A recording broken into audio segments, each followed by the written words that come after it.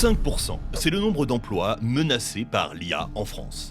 Même Elon Musk a prédit la fin du travail. Qu'est-ce qu'on va bien pouvoir faire? Ce que tu vivras, d'autres l'ont aussi vécu. Tiens, téléportons-nous dans les rues du passé.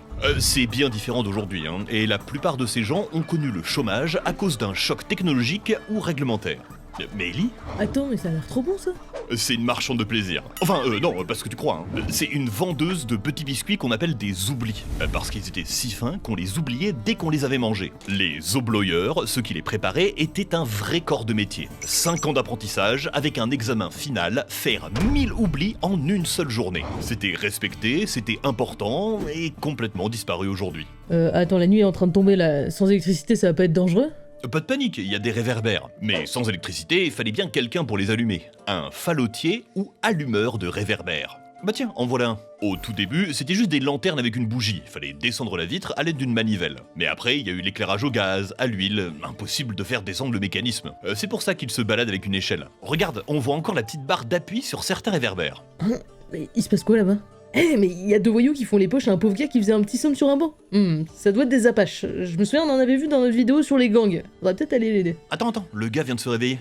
Mais il est en train de les déglinguer, il est si fort. Ah, ça doit être un Fort des Halles. En fait, il transportait les marchandises de l'extérieur jusqu'à l'intérieur des pavillons, à l'époque où c'était encore un gigantesque marché alimentaire. Fruits, légumes, gibier, jusqu'à 200 kilos par voyage. Leur devise, force et honneur. Ouais, on dirait une petite famille de Game of Thrones. Bah oui, regarde, il a même son large chapeau renforcé en plomb, le coltin, pour porter les marchandises sur leur tête. Il paraît que c'est eux qui ont démocratisé le Marcel. Hey, attention où tu marches, t'as failli bousculer un chiffonnier. Quoi? Mais ils faisaient juste les poubelles, je l'avais pas vu. Oula, prononce pas le mot poubelle devant eux, c'est ça qui a mis fin à leur existence. Et vaut mieux pas énerver un chiffonnier, Avec leurs longues tiges, ils fouillaient les ordures pour les recycler. Du linge sale pour faire du papier, des os pour transformer en boutons ou des mégots pour récupérer le tabac. Ils étaient des milliers et hyper bien organisés. Chacun avait sa zone géographique et son grade, celui qui ramasse, celui qui trie, celui qui revend. En 1832, grosse épidémie de choléra à Paris. Les autorités veulent donc organiser le ramassage des ordures pour limiter la propagation. Normal. Sauf que les chiffonniers, hors de question qu'on leur pique leur travail, Ils sont partis en émeute et ça a été bien le bazar. Chut, t'entends? Il y a quelqu'un qui hurle là-bas. De douleur? Non, on dirait qu'il parle d'impôts. Ah, mais ça doit être un crieur. C'est le type qu'on chargeait d'annoncer les nouvelles sur la place publique. Une loi où les taxes votées, les prix du marché, les objets trouvés. Bah ouais, il a son petit parchemin, sa trompette pour attirer l'attention. Tu vois le oyez oyez, c'est lui qui l'a démocratisé pour attirer l'attention. Et ce serait pas plus simple de lire le journal ou d'écouter la radio? Bah oui, mais avant, comment tu crois qu'on faisait? Une fois que le crieur avait gueulé son texte, la nouvelle loi devenait effective. L'écrit n'était pas démocratisé, l'oralité et la parole avaient beaucoup plus de valeur au Moyen-Âge. Et si les gens étaient pas contents, genre quand les prix ou la taxe montaient trop? Ah, crieur, c'est pas un métier sans risque. Fallait s'exposer à la foule en colère, certains ont été menacés de noyade, d'autres ont été forcés de manger leur propre parchemin. Ça arrivait qu'un crieur refuse d'aller faire son offre, juste par peur. Je suis tombé sur un cas où c'est un autre mec qui s'en est chargé. Il avait un nouvel impôt à annoncer. D'ailleurs, je trouve que ça s'agite un peu. J'aimerais bien décaler, mais j'ai pas fini la nouvelle saison de Stranger Things et si on change de pays, je suis un peu foutu en fait. Oui, ok, alors je sais ce que tu vas dire. On a un abonnement CyberGhost VPN et j'ai qu'à l'utiliser, je sais. Et en plus, partir d'ici nous coûtera moins cher. D'ailleurs, je t'ai pas raconté, j'ai pris des billets pour aller au Japon en février. Ouais, et je suis bien allé regarder les prix avec pour l'avion et l'hôtel. Et là-bas, en plus, je pourrais continuer à travailler en me connectant en un clic à l'étranger. Me connecter, chiffrer mes données et masquer mon adresse IP quand je veux avoir accès au Wi-Fi public. Et on a un paquet à Tokyo. Et tout ça en toute sécurité. Comme ça, je pourrais continuer à bosser. Comment ça? Le concept de vacances? Non, je connais pas. En plus, t'abuses, justement, le soir, moi je regarde des séries et des films. J'espère que je serai arrivé au bout des épisodes de 30 heures de Stranger Things, mais j'aurais forcément trouvé autre chose. J'accède au contenu géolocalisé, émissions de TV étrangères, catalogue restreint de plus de 40 services de streaming et les sites bloqués en France. Enfin, je dis ça c'est pour un pote. C'est fiable, excellente note sur Trustpilot, garantie 45 jours, satisfait ou remboursé, et pas cher, à peine 2 € par mois pour avoir un accès simultané jusqu'à 7 appareils. Alors franchement, profitez-en aussi et faites comme 38 millions d'utilisateurs, et c'est CyberGhost VPN grâce à notre lien en description. Je vais pas te cacher que j'ai un petit mal dedans depuis qu'on a mangé les oublis. Et lui, là-bas, avec sa blouse et ses pinces, on dirait un dentiste, non? Pour peut-être m'aider. Saito, ça te dit quelque chose, mentir comme un arracheur de dents? Ce mec-là, il est pas du tout dentiste, c'est juste un charlatan. Sa grosse tenaille, c'est celle du forgeron du coin. Mais il m'a dit que ça serait sans douleur. Oui, et sans anesthésie non plus. Tu crois que le musicien juste à côté est là pour te détendre? Pas du tout, il est là pour couvrir tes cris d'agonie. Waouh, il faut pas me prescrire un bon dentifrice plutôt? Pas avant 1850. Avant, on utilisait un peu tout et n'importe quoi. De la poudre de charbon, de la suie, du pain brûlé, voire des crottes de chat pour blanchir ses chicots. Autant dire que les dentistes de l'époque étaient scandalisés. Bleh. Ouais, bon bah je vais rester avec ma dent jusqu'à ce qu'on retourne à notre époque. Hein. Tiens, en parlant d'expression, est-ce que tu connais celle-là? Avoir la bosse des maths. C'est être tellement doué que ça paraît naturel. Et bah, ça vient des phrénologistes. C'est des gars qui tâtaient ton crâne pour déterminer ton avenir. Si t'avais une excroissance à un endroit, t'étais prédestiné à jouer d'un instrument par exemple. Et si c'était plat, tout l'inverse, aucune chance. Ah, comme la physionomonie. Là, on regardait les traits de ton visage. Une vraie discipline avec des schémas, des études et une idéologie horrible. L'un des plus grands savants a quand même écrit que plus ta tête ressemblait à celle d'un primate, plus tu étais susceptible de devenir un criminel. Des tatouages, des dents saillantes, des muscles plus développés du côté gauche, très douteux tout ça.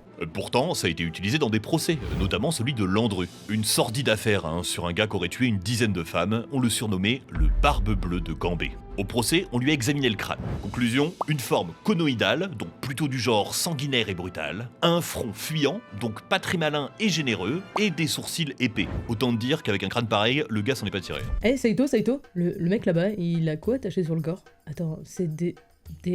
Ah, ok, attends, je vais même pas regarder, ça me dégoûte. Ah, mais c'est des sangsues. Le type doit être un peu patraque. On lui fait une saignée pour lui retirer le sang malade. Mais c'est horrible, il y a des trucs qui lui sucent le sang. Mais non, elles sont toutes mignonnes. Gousi, gousi, gousi. Elles nagent tranquilles dans les étangs et les marécages. Pour les récupérer, comme il en fallait beaucoup, c'est les loueurs de sangsues qui s'y collaient. Ils relevaient les pans de leurs pantalons et allaient patauger dans l'eau. Paf, regarde, une d'elles vient de le mordre et commence à pomper. Ah, fallait attendre qu'elle soit bien gorgée avant de la retirer. Ça pouvait prendre entre 20 minutes et quelques heures. Parfois, ils utilisaient des appâts, comme la jambe d'un cheval ou d'un âne malade. Voire, j'ai même lu quelque part qu'ils utilisaient des cadavres. Ah, mais tais-toi. On peut revenir au sujet sur les métiers disparus par pitié, si possible à cause de la technologie. Tiens, on n'a même pas parlé des moines copistes du Moyen-Âge. Les mecs, ils s'installaient tranquilles à leur scriptorium avec leurs bougies et leurs plumes et ils recopiaient la Bible, avec de belles enluminures, de jolies lettres et tout ce qui va avec. Quand l'imprimerie est arrivée, pouf, au placard. C'était l'IA de l'époque. C'est marrant que tu parles des moines pile au moment où la cloche de l'église sonne. Avant l'automatisation du mécanisme, fallait bien un gars pour tirer sur la corde. Hyper important, car ça rythmait la vie des religieux, mais aussi des paysans dans les champs. D'ailleurs, c'est pas tant une affaire de force que de coordination. Même parfois, ils utilisaient un marteau. Mais vu le bruit, il devait devenir sourd, non? Comme Quasimodo. Ouais, à un moment, ça bourdonnait sévère. Mais c'était pas le plus dangereux. Le plus gros risque, en vrai, c'était la foudre. Logique, l'église était souvent le bâtiment le plus élevé, et la décharge pouvait descendre jusque dans la corde. Mais ils ont quoi à traîner dans le clocher en plein orage? C'est à cause d'une croyance populaire. Le bruit des cloches éloignerait les éclairs. Du coup, les sonneurs foudroyés étaient considérés comme de mauvais sonneurs. Heureusement qu'on a fini par inventer le paratonnerre. Ok, mais dans les grandes villes, c'était pas le sonneur qui réveillait tout le monde, mais la femme là-bas. Elle sort une sarbacane de sa poche, met un petit poids dedans et tire sur la fenêtre. Mais c'est du vandalisme! Pas du tout, c'est une réveilleuse. Bon, elle, c'est Mary Smith, une célébrité, mais d'ordinaire, on utilisait plutôt une longue canne pour frapper à la fenêtre. On les payait pour nous réveiller juste avant de partir au travail à l'usine ou sur les docks. Mais attends, si eux ils réveillaient tout le monde, mais qui les réveillait eux? Ils se débrouillaient, ils veillaient ou se réveillaient à l'aube. L'histoire raconte que dans un meurtre de l'éventreur à Whitechapel, celui qui découvrait le cadavre a voulu alerter un policier. Ce dernier refusa d'aller examiner le corps avant d'avoir fini sa tournée de réveilleur. Ok, depuis tout à l'heure on parle de vieux métiers, qui ont disparu depuis il y a plus d'un siècle. Y a rien de plus récent, genre quelque chose qui serait arrivé avec la technologie mais qui a quand même fini par disparaître avec le progrès? Oui, comme les gens qui faisaient les télégrammes ou les standardistes. Tiens, allumons la télé. Un métier que mon arrière-grand-mère a fait, c'est speakerine. Elles annonçaient les émissions de télé à la fin des programmes, la nuit, ou occupaient les spectateurs pendant des soucis techniques. Fun fact, Olivier Mine était l'un des seuls speakerins. Sinon, c'était majoritairement des femmes, et elles s'étaient vues comme des potiches. Leur job était hyper technique. Elles écrivaient leurs textes eux-mêmes, devaient avoir une diction particulière, ont occupé des postes importants. Jacqueline Joubert est devenue productrice puis directrice de programme Antenne 2. C'est même elle qui a lancé Dorothée. Dans les années 90, on utilise des images de synthèse et des montages pour annoncer les émissions, et les programmes s'étalent même dans la nuit. Plus besoin de speakerine, même si aujourd'hui, c'est encore souvent une voix féminine qui te dit quel film passe sur TF1 ce soir. C'est quoi? Ça m'a fait du bien cette pause télé, mais j'ai quand même envie de changer d'air. On est trop en ville depuis le début de la vidéo, et il y a un métier dont on n'a pas parlé, mais qui me fascine, gardien de phare. Être isolé pendant des mois sans relève, sans ravitaillement, sans secours, ça je pourrais pas. Pas étonnant que certains phares soient appelés des enfers. Et c'est crevant, allumer la gigantesque lanterne, nettoyer la lentille, la polir, remettre du pétrole, entretenir les mécanismes, surveiller la mer. Heureusement, ils n'y étaient pas tout seuls. Est-ce que tu connais la tragédie de Small Lighthouse ? 2 gardiens sur un phare au large du pays de Galles. L'un d'eux meurt des suites d'un accident, l'autre ne sait pas quoi faire de son cadavre. Impossible de contacter le continent, et il peut pas se débarrasser du cadavre. Et si on l'accusait de l'avoir tué et d'avoir dissimulé son crime ? Le corps commence à puer. Il le met donc dans un cercueil à l'extérieur. Tout à coup, une tempête s'abat sur l'île. La boîte est détruite, mais le cadavre, bien attaché, est agité par les vents comme s'il faisait signe de la main à son compagnon. 4 mois, seul, en pleine tempête, avec un mort qui bouge à ta fenêtre. À la fin, ses amis ne le reconnaissaient plus. Il avait maigri et ses yeux étaient fous. Mais c'est horrible ton histoire. Ouais, un peu. Depuis, on essaye d'avoir plus que 2 gardiens sur un même phare, pour éviter ce type d'accident. Leur famille s'installait même avec eux. À leur mort, c'était parfois leurs femmes ou leurs enfants qui prenaient la relève, vu qu'ils connaissaient l'endroit. Comme le fallotier, l'électricité a dû mettre fin à leur travail. Au contraire, ils se sont formés.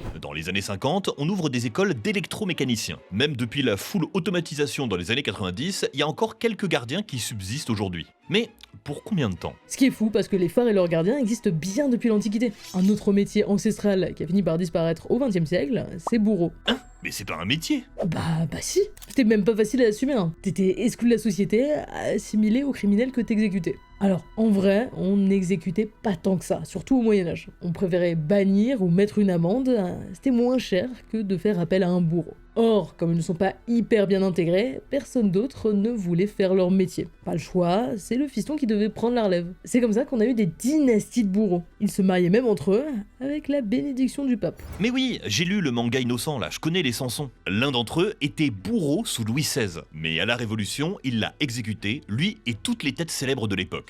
Du coup, même avec la guillotine, on avait toujours des bourreaux ? Eh bah, faut bien quelqu'un pour lâcher de coup près. Il y avait même des assistants pour maintenir les condamnés qui se débattaient. Au XIXe siècle, la profession est bouleversée, parce que la loi inflige de moins en moins la peine capitale. On réduit les effectifs, un bourreau par tribunal, puis un seul exécuteur en chef pour tout le pays. Et du coup, il y a un basculement qui se fait. Comme ils deviennent rares, les bourreaux passent d'exclus à véritables célébrités. Fin 19e, début 20e, Anatole Desblair était suivi par des paparazzis, les journaux publiaient des interviews de lui, alors que les exécutions étaient encore publiques. Il menait la belle vie, un des premiers en France à posséder une voiture. Fan de chants de course hippique, il utilisait un nom d'emprunt pour ses séjours balnéaires. Et quand la peine de mort a été abolie, ils ont tous été au chômage ? L'exécuteur en chef à l'époque n'avait exécuté que 2 personnes en 5 ans. Une carrière éclair. Et même aujourd'hui, les exécutions se font par équipe, qui changent à chaque fois. T'as plus de gars dont c'est le seul taf, ça n'a vraiment plus rien à voir. Eh bah, on en a vu des choses, Et il y aurait même de quoi faire une partie 2. Des métiers qui disparaissent, il y en a toujours eu, Certains ont évolué, poussant les gens à s'adapter, d'autres ont dû apprendre de nouvelles compétences pour espérer survivre. C'est pas toujours à cause de la technologie, parfois c'est la loi ou la société qui évolue. Parfois ça touche les petits boulots de misère, comme chiffonnier ou réveilleur, parfois des métiers plus qualifiés ou spécifiques, comme bourreau ou speakerine. Peut-être que dans un siècle, on parlera de certaines professions impactées par l'IA, comme celles d'un temps ancien, ringardes, voire inutiles. Ou au contraire, des métiers qu'on a voulu préserver pour qu'ils puissent continuer à être pratiqués par des humains. Encore merci à CyberGhost VPN. Pour 2 € par mois, sécurisez votre connexion, obtenez de meilleurs prix en ligne et débloquez les contenus des catalogues de plus de 40 plateformes de streaming. Le lien est en description.